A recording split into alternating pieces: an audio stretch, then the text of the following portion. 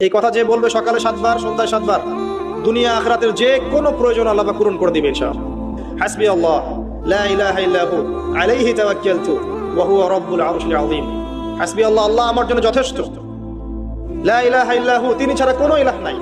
আলাইহি তাওয়াক্কালতু, আমি তার প্রতি তাওয়াক্কুল করেছি, ভরসা করেছি। ওয়া হুয়া রাব্বুল আরশিল আযীম, তিনি মহান আরশের রব। এই কথা যে বলবে সকালে 7 বার সন্ধ্যায় 7 বার দুনিয়া আখিরাতের যে কোনো প্রয়োজন আল্লাহ পাক পূরণ করে দিবেন ইনশাআল্লাহ। নামাজটা ছাড়েন না, যত পাপ করছেন করেন, আমি বলি নামাজ ছাড়েন না। ইনশাআল্লাহ একদিন নামাজই আপনাকে পাপ থেকে বের করে আনবে ইনশাআল্লাহ।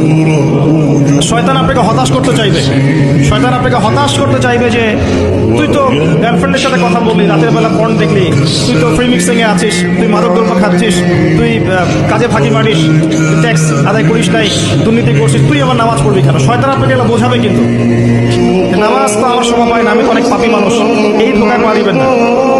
আপনি নামাজ কন্টিনিউ করতে থাকেন, ইনশাআল্লাহ আল্লাহ পাক আপনাকে পাপ থেকে বের করে আনবেন। ওই নামাজটা যদি ছেড়ে দেন তাহলে আর কোনো হাতিয়ার বাকি থাকবে না। আল্লাহ বলছেন টেনশন করো না, কষ্ট পেও না, তোমার রব তোমাকে ছেড়ে দেননি।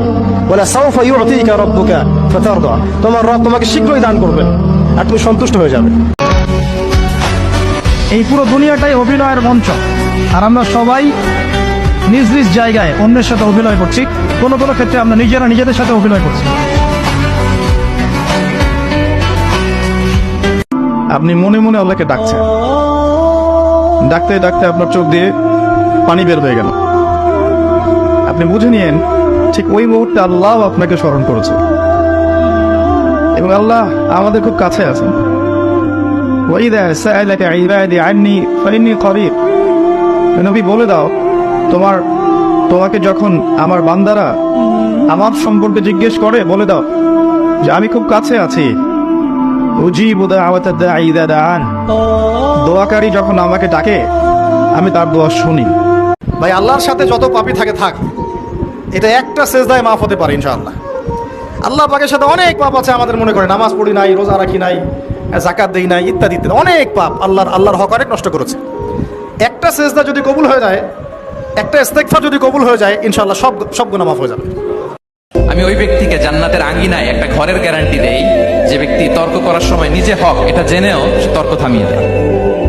অনেক সময় হয় না, অনেকে পায়ে পাড়া দিয়ে ঝগড়া করতে আসে, এরকম আসছে না? নাই, আপনি চুপচাপ দেখবেন একটা বাজে কমেন্টস করতেছে, আবার কমেন্টের নিচে কমেন্ট, আবার গালি, হ্যাঁ আসছে না এরকম?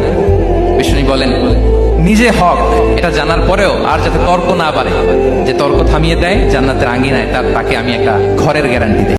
আপনি যে অবস্থানে আছেন এই অবস্থানে পৌঁছাটা অনেকের কাছে স্বপ্ন, তারা প্রতিনিয়ত সংগ্রাম আর স্ট্রাগল করে যাচ্ছে আপনার অবস্থানে পৌঁছতে, আর আপনি এটা নিয়ে সন্তুষ্ট না।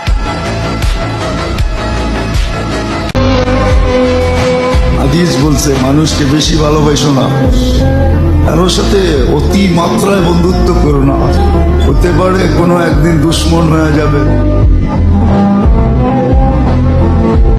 ও যুবক, 14 তারিখে ফুল দেওয়ার লেগে পাগল হয়ে যাও, 31st নাইটে রাত মানানোর জন্য দেওয়ানা হয়ে যাও, আর তোমার জন্য মুহাম্মদুর রাসূলুল্লাহ এখনো চোখের পানি ঝরাইতেছে।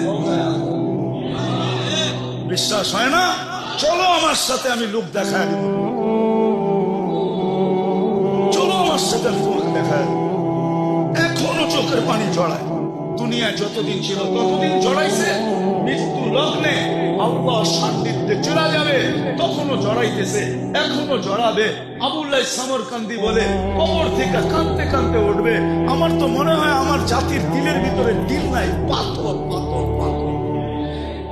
নাইলে দিল কেন কাঁদবে না, চোখ দিয়ে পানি কেন এই কথার পরে ঝরবে না যে নবী মুহাম্মদুর রাসূলুল্লাহ কিয়ামতের রাজা, আল্লাহ মালিক বটে, রাজা আমাদের নবীজি।